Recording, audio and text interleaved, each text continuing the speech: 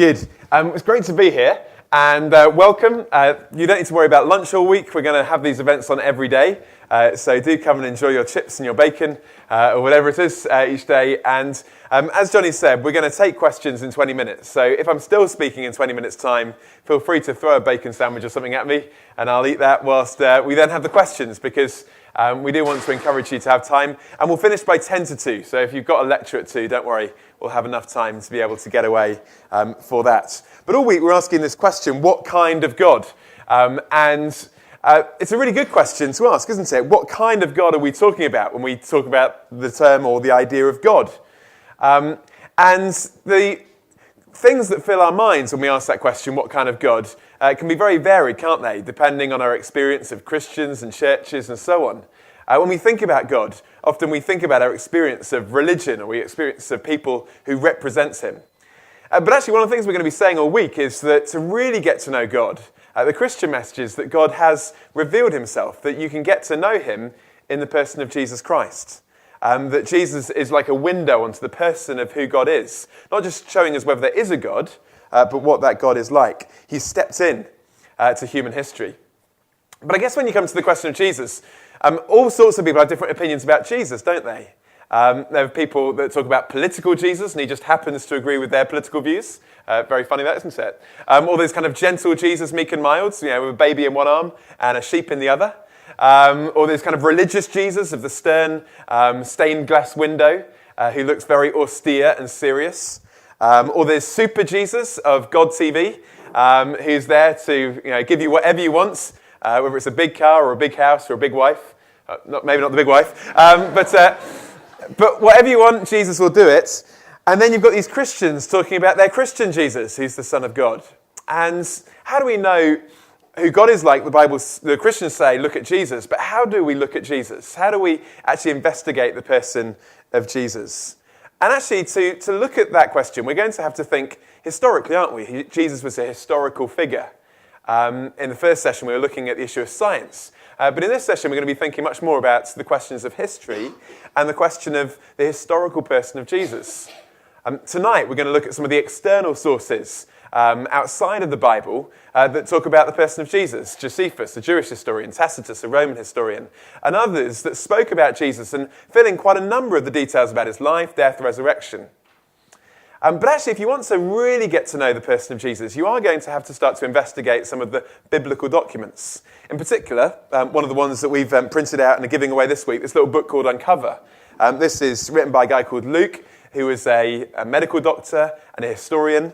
And this is a collection of the eyewitness evidence from the first century, introducing you to the person of Jesus. And if you really want to get to know Jesus, you're going to have to look at some of the gospel accounts. Now, having said that, immediately, I guess some people might be asking various questions. And we start to think, well, the problem with the Bible, or the problem with the Gospels, is that they're religious texts, aren't they? So how can we start to use religious texts as a source of finding out about history? And there are really two mistakes that people often make in regard to this. The mistake that Christians can sometimes make is they say, the Bible, well, that must be true because it's the Bible.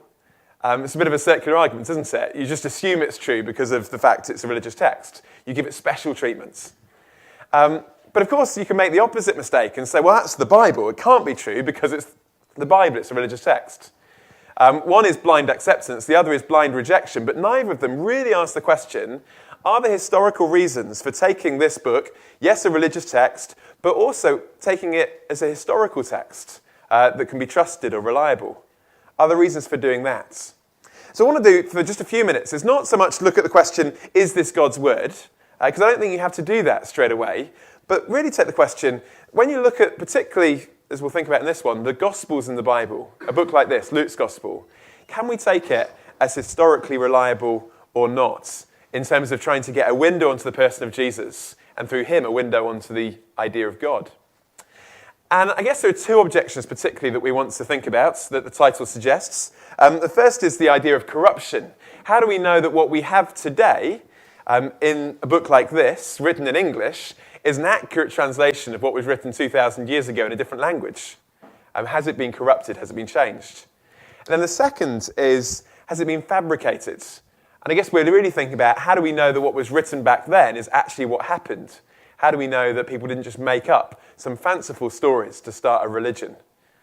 There might be other questions too, and we've got time for those at the end. But I really want us to focus on these two. Firstly, how do we know that it hasn't been changed? I guess when people think about how the Bible has come to us today, often the idea that we get is an idea of Chinese whispers.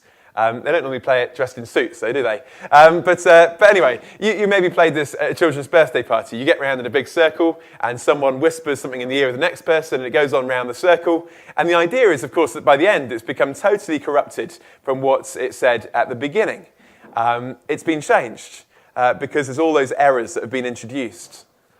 And when we think about the Bible, we can often think that that's been the case. That you had Luke writing down his gospel 2,000 years ago, and it's been passed on through translations and different languages, so that what we've got today is very, very different from what was written back then. But again, imagine if you were playing Chinese whispers, in this, if we did it today in this big circle. Got in a big circle, did that. If I waited till the end of that circle to find out what was said, the chances of what was being originally said being accurately passed on would be very low, wouldn't it? But if I could go back around that circle and ask the second or third person what they could hear, then it would be much better, wouldn't it? I'd have a much more reliable chance of hearing what was originally said. And this, of course, if they didn't just say it secretly in the ear to one person, but said it quite audibly to a group of people who then passed it on to a group of people, you start to take out the errors. You see, when we're looking at the New Testament and the Bible, we're not looking at a book that's been secretly passed on from one generation to the next without any reference to any earlier copies. What we have today is the most accurate translations from the most early copies available to us. And we can check and see how reliable they are. And there are two questions that are particularly big in this regard. And it's this. Firstly, how big a time gap is there between when these books, for that's what the Bible is, a collection of books, a library of books, between when the books were written and our earliest manuscripts? Well, how big a time gap are we looking at? And how many manuscripts do we have of the New Testament from this early period? Are we putting all our eggs in one manuscript basket, as it were, or can we check via a variety of sources?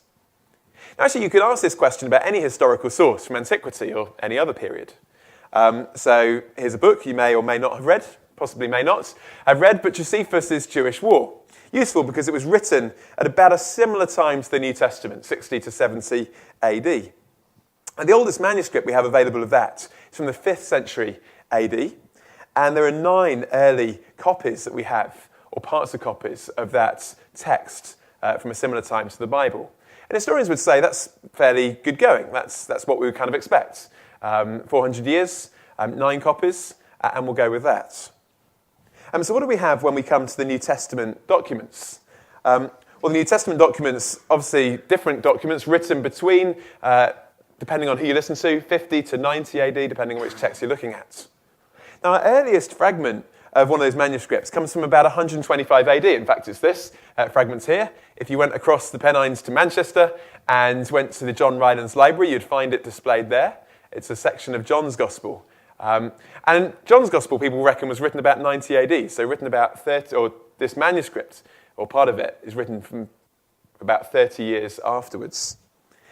And when we start to look at the amount of manuscripts we've got from this early time, from the first few centuries, in Greek alone, we've got over 5,000 manuscripts, not including other translations as well.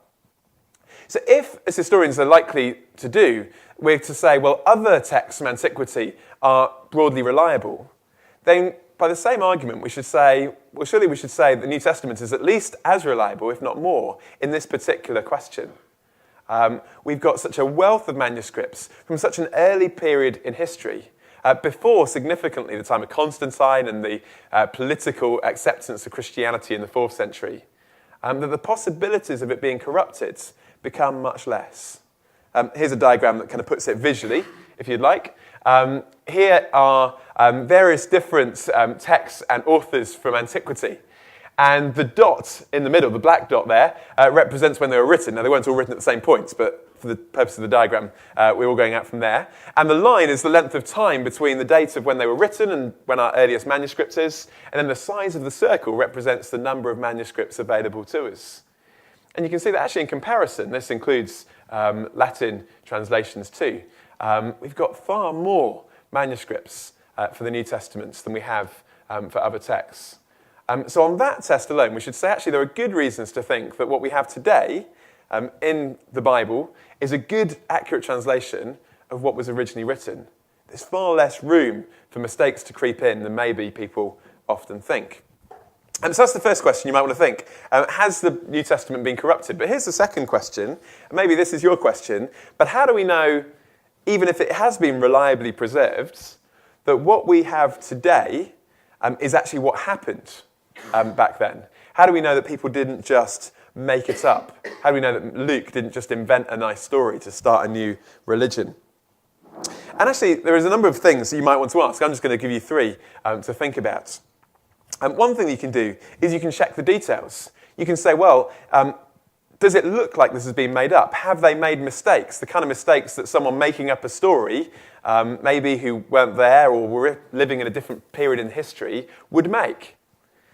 And actually, you find again and again that the New Testament is shown to be reliable in the details that it has. Details of places. John's Gospel talks about a pool called Bethesda, which until about a couple of hundred years ago, people said clearly must be inaccurate because there was no evidence for this place, and the description didn't fit with what they thought would be possible for the type of buildings from that era. Until, of course, they discovered the pool of Bethesda. I've been there in Jerusalem, and it fits exactly with the description we have in John's Gospel. So the authors obviously clearly knew what they were talking about. But more than that, and this is a fascinating book that's worth reading if you want to look into this more, people have also done studies on different things like the names that are used in the New Testament. This is a guy called Richard Borkham, who's written a fairly hefty tome here called Jesus and the Eyewitnesses. And he's saying, look, if you were to make up a story, after the date, writing in a different period in history or a different place, or even if you were to make up a story there and then, one of the problems you would have is knowing what to call people. How would you get the names right? How would we know what to call people if we were writing a story that happened in a different part of the world? Obviously, they didn't have Google back then. But also, how would you get the popularity of names right? And he shows that actually, by looking at the popularity of the names in the first century, that the New Testament, again, clearly gets it right again and again in these little details. He's saying, it doesn't prove that the Bible is reliable, but on all these little tests where they could very easily get it wrong, they seem to get it right. Another thing you might want to look at is this, though, the lack of contradictory evidence that we have. You see, the early Christians were writing quite stupendous claims about the person of Jesus, and they were by no means accepted by the authorities of the time. The Jewish and Roman authorities were quite keen to squash this whole thing. And yet, we have a complete lack of contradictory evidence from the first and second centuries about the person of Jesus. And it's only much later, when you get to the Gnostics, who come about the end of the second and then into the third century, do you get people starting to make up other stories about Jesus and other ideas about him. Let me try and explain why I think this is significant, okay? Johnny, who, I don't know where he's gone. Where's Johnny gone? He's hiding over there. Johnny is a member of the Christian Union here, okay? Now imagine if I was to make up a story about Johnny, okay? And I was to get it published in your student paper. What's your student paper called? Sorry? Forge Press. Ooh, that sounds kind of very, very academic. So I get it published in your student paper, and I say, Johnny is not just a student and part of the Christian Union, but Johnny is actually God in human form. I know some people have missed it, but that's what I think. And Johnny's been doing amazing things. He's been walking across that lake just down the road and not getting wet. He's been feeding all of you with his packed lunch. That wasn't the student union that provided the bacon sandwiches. He did it with one packet of bacon. And he's been going around with his handkerchief, waving it over people who have the flu, and they've been all getting better. And I decided to write all this stuff down and get it published in the student paper. Well, for a start, the student paper probably aren't going to publish it. But if for some reason they did, do you think anyone's going to believe it? And if for some reason people started believing it, do you think there's not going to be anyone else wanting to pipe up and say, hang on a minute, that kind of stuff isn't true. We know Johnny is a lovely guy, but he's not God, and he can't feed thousands with his packed lunch. Sorry, Johnny. Okay? Of course it's going to happen, isn't it? People are going to speak up. And yet here's the thing. The gospel writers wrote and distributed their gospels at a time when many of the eyewitnesses would have still been alive, making incredible claims about the person of Jesus. And yet there's a real lack of anything from that time from people saying, actually, they've got it completely wrong. This is all made up. Despite the fact there were many people who wanted to suppress and stop the advance of Christianity. But here's a third thing, which I think is really important, and it's a question of motivation. When you come to the New Testament documents, you have to ask the question, why did the people who wrote those documents write them? And if they were to make them up, why did they make them up? Because, put it like this, sometimes you may make up stories to get yourself forward in life, or you may make up stories to get yourself out of trouble. If you think there's going to be some advantage to yourself or to your situation by lying, you might do that, right? But very rarely will you make up a story to get yourself into trouble, okay?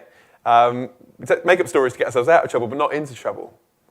And yet, the gospel writers knew that by writing and claiming what they did about the person of Jesus, they were going to face hostility, persecution, and for several of them, physical death because of the claims that they were making. Claims that they would have known wouldn't have been true if they weren't true, right? So actually, what was it that drove all of these people to make these outrageous claims, to make them up? You might say, well, they had political advantage, but political credibility to the Christian church didn't come until the 4th century, way after the gospel accounts are all written. Did they have any social benefits for doing it? No, actually, Christians were often ostracized because of their belief in Christianity. Did they have economic reasons for doing it? Well, again, no. Actually, lots of reasons to miss out economically because of their faith in Christ. Why would all these people make up this story, which was so against the grain of the worldview and the expectancy of people at the time, if it wasn't, in fact, true? The question of motivation, I think, is a really important one. So when we come to the New Testament, there are numbers of questions we can ask. Has it been changed? Actually, I think we'd say, no, it hasn't. We can go way back to very early manuscripts and say what we have today is a good representation of what was written then. And was it made up? Actually, I think there's good reasons to say these guys weren't making it up. And there aren't good reasons to think why they would make it up. In fact, if they really were.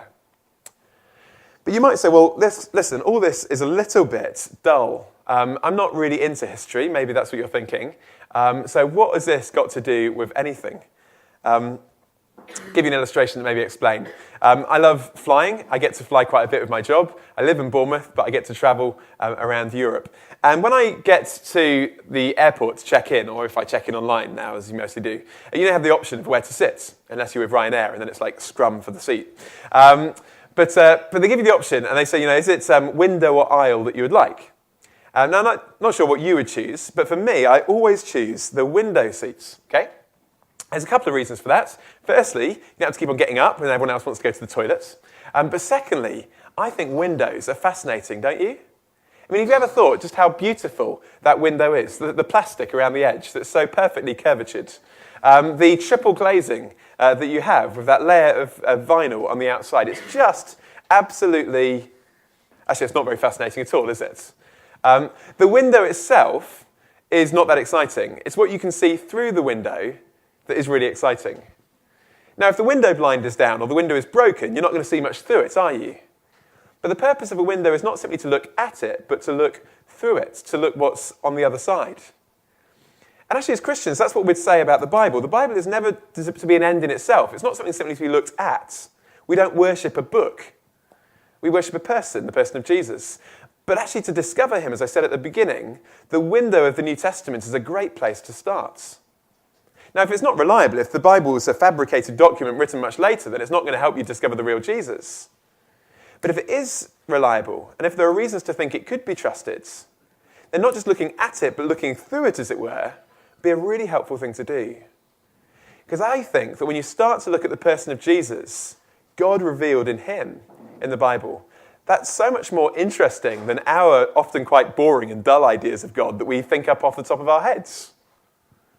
I don't know whether you read the Times newspaper, but Matthew Paris is a columnist in the Times, and I read one of his articles recently. He is quite well known for his rejection often of God and Christianity, but fascinatingly, he wrote this. He wrote this recently. He said, one of the reasons we can be pretty sure Jesus actually existed is that if he had not, the church would have never invented him. You see, the Jesus that we think about often through the church, this Jesus of the stained glass window, this Jesus of the sheep and the babies, can seem rather dull, detached and boring to us, can't it? But that's not the Jesus I find of the New Testament. A man who's radical in his rejection of religious hypocrisy. A man who is welcoming of the outcast and those who would in no ways count themselves as religious at all. A man whose teaching fascinated the world and whose actions intrigued a generation and generations since. And so we want to say to you, have a look through the window and have a look at the person of Jesus. Now you might be saying, well, hang on a minute. I'm not even sure. I'm not very convinced maybe by what you said today. So why should I do that? Well, let me give you one final illustration. Imagine you were walking home this afternoon and you came across on the pavement a scratch card, okay? And you stumble across it and it's not been scratched. And you pick it up and you look around and there's no one that's quite obviously dropped it and there's no one else around, so you're wondering what to do. Now, what would you do if you came across a scratch card on the ground?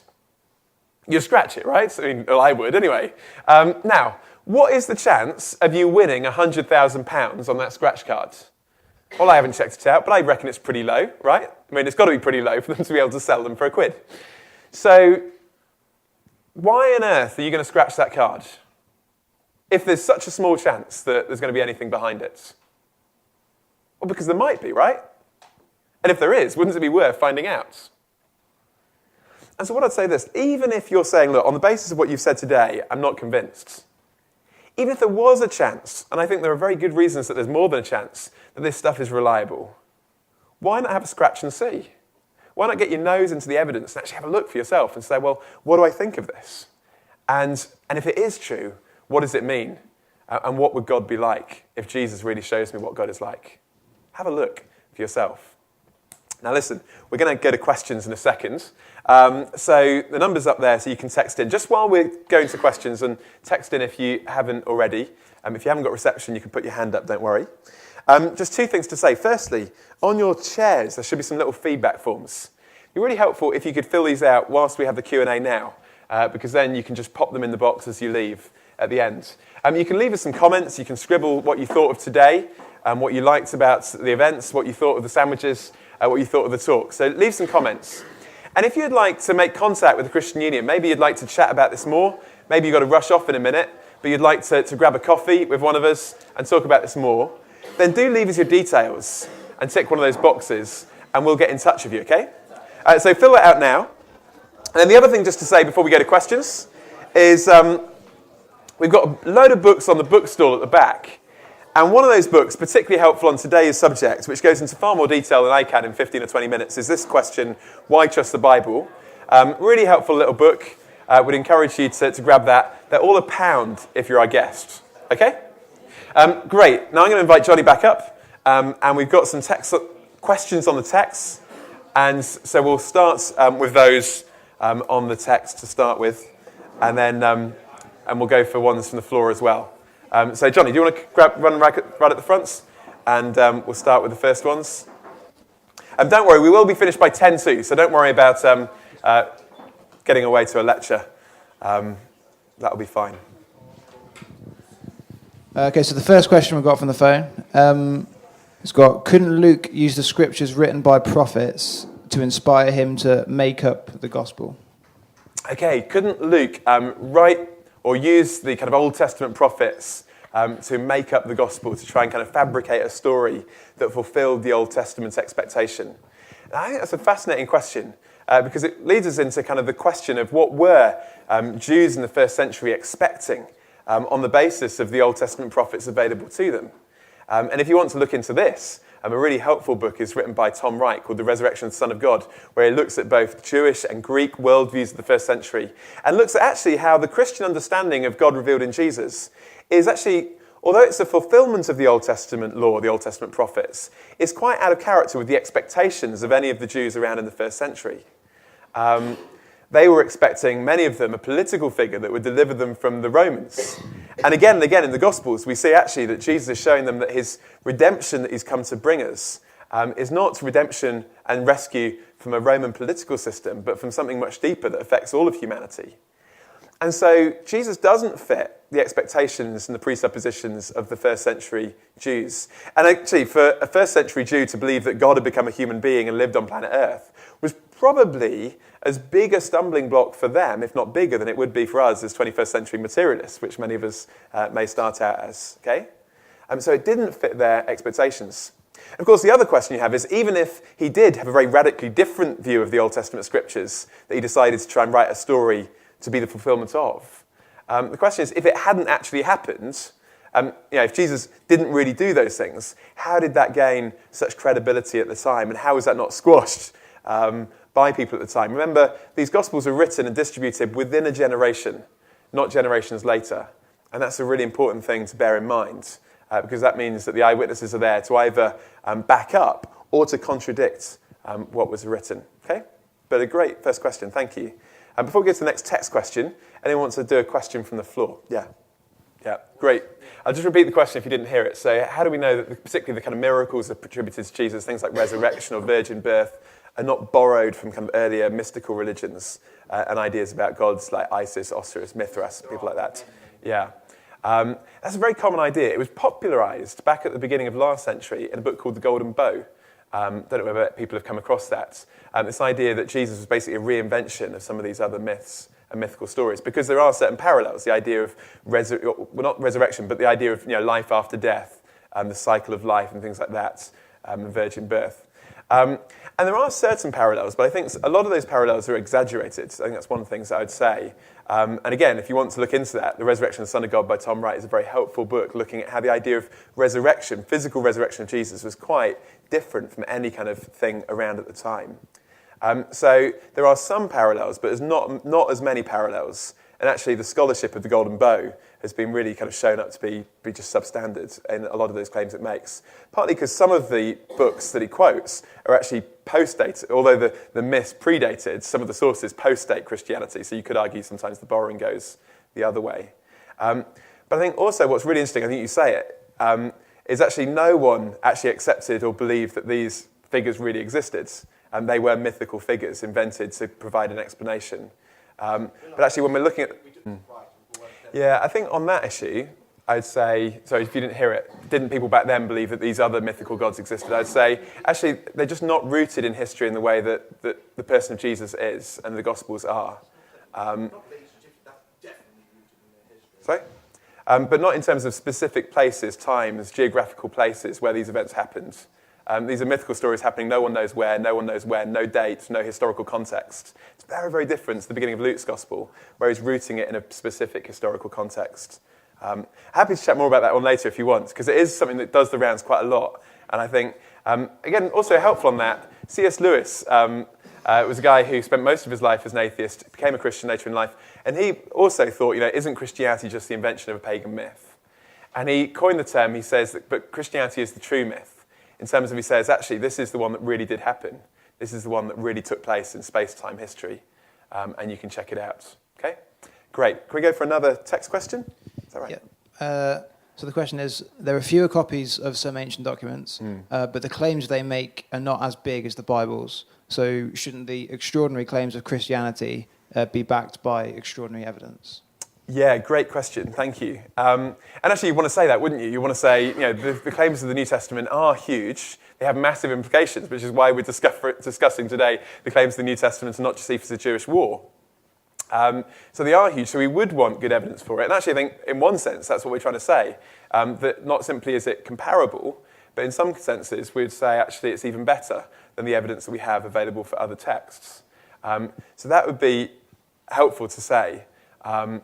And I think one of the things that's worth saying on this, though, when we come to the New Testament text, often our presuppositions stop us from even examining the history. And so that is, we can say, because they're making such big claims, about miracles and stuff like that, some of us, and this kind of relates back to John's talk that we looked at in the first session, would say, because they make such claims, no amount of historical evidence is ever going to be enough. I think that was the mistake that Hume made. He created a system where basically you demand a level of evidence that you're just never going to be able to find, so you never have to actually look into it. And I'd say, actually, I think all of us come with different presuppositions. Some of us come with the presupposition the miracles of Jesus can't be true because there isn't a God, and therefore miracles can't happen. Others might come saying the miracles of Jesus can't be true because actually I have beliefs in a different kind of God, and God couldn't have become a human being. The first century Jews had ideas about why Christianity couldn't have been true in the first place, because God couldn't become a human being and walk on planet Earth and get crucified by the Romans. That's not what God's meant to do. All of us have our presuppositions about why we would find this difficult to believe. And yet, actually, through history, the first century Christians and through history, people have found that the evidence is sufficient to overcome those presuppositional barriers if you're willing to look at it. But of course, if you're going to say, look, it's just impossible, so I'm not even going to look at it, of course you're never going to find it convincing if you don't actually take a chance to look at the evidence itself. Okay? Great, good question. Any other questions from the floor before we go to another text one? Yeah, great, thank you. Okay, so I'll answer your question quickly because I think there's going to be a second question. So I think I would say, I'd affirm what the Bible says about Jesus' supernatural birth. There's clearly something supernatural here. He's not just the physical product of another physical union. But I think I'd also want to say, whilst I respect Mary because she had obviously a very privileged role to play in that, I wouldn't pray to or worship Mary because the Bible clearly draws a distinction between the person of Jesus and the person of Mary and how we should relate to both. Yeah. Sorry, but do you want to come back? Do you want to ask a second question? Yeah, okay. Differences in people's beliefs. Yeah, great question. Thank you.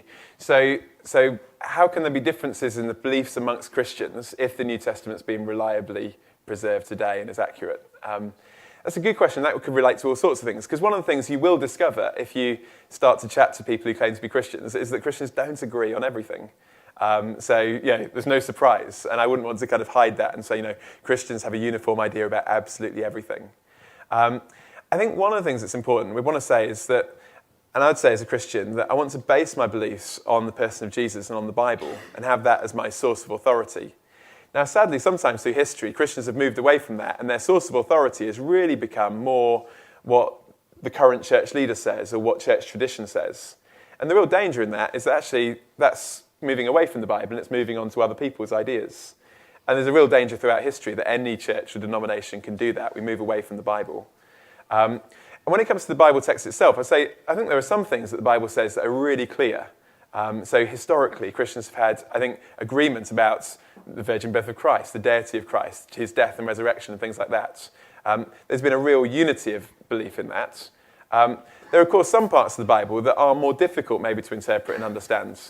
And the danger of Christians is either to be dogmatic about the things that they possibly should be a bit more agnostic about, because those things are more difficult to understand, or they become agnostic about the things that maybe they could be more dogmatic about because they are clear.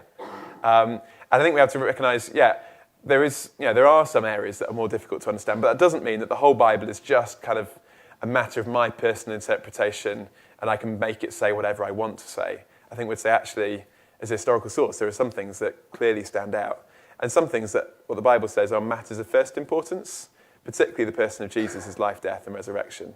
That'd be really important, yeah. Yeah, really good question. Maybe we'll have to finish with this one because I'm just aware of the time.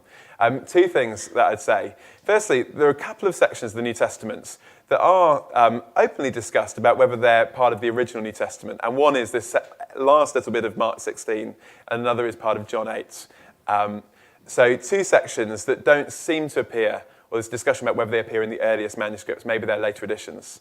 And I think that would actually be my opinion. So I wouldn't actually take the end of Mark's Gospel. I don't think that part. And if you read most New Testament texts now, it'll actually say most people reckon that this is the later edition. So we want to be open about that. But even if that is part of the original text, I think what I would say is clearly it's not saying that therefore Christians should go out and all drink deadly poison to prove the Bible is true. There are accounts in the book of Acts, for instance, of the Apostle Paul, who's bitten by a poisonous snake and survives. So clearly sometimes these things did happen, but it's different to say sometimes they do happen and saying they always are guaranteed to happen. And I think the text doesn't allow us to think that that should always happen. And that's the real sad thing. It was in the news a few weeks ago, some guy in America who was wanting to prove the Bible was true and I get bitten by snakes and drink deadly poison. I think, don't be an idiot. It's just, I don't think, even if that is part of the original text of the New Testament, it's saying we should therefore go and put God to the test in this way. That would be a real mistake, yeah. I'm aware we're just coming up to 10:02. There's probably loads more questions. Can I just say, before I hand back to Johnny, just for some notices, if you've got more questions, do stick around. I'll be here, and I'd really happily address your questions. There's a number of other guests around as well.